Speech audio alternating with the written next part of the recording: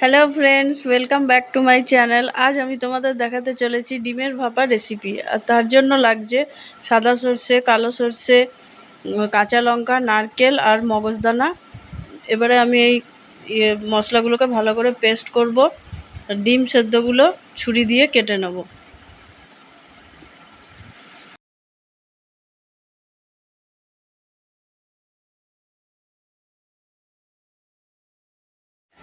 এরপরে ডিম সেদ্ধগুলো আমি কড়াইতে একটু হলুদ দিয়ে তেল দিয়ে ভাজা করে নেব।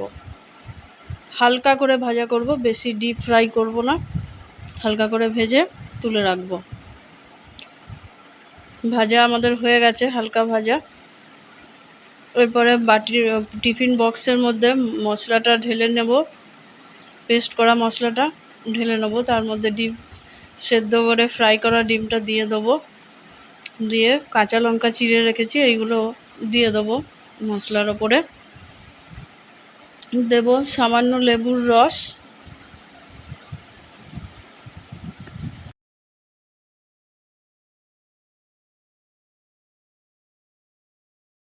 এরপরে দেব স্বাদ মতো নুন। নুন দেওয়ার পরে চিনি দেব একটু।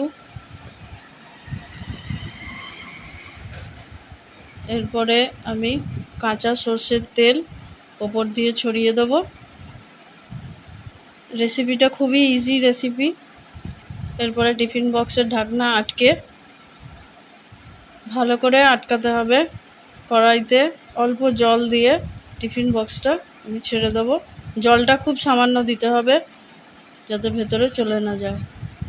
আধ ঘন্টা রেখে দেওয়ার পর আমাদের ডিমের ভাপা রেডি।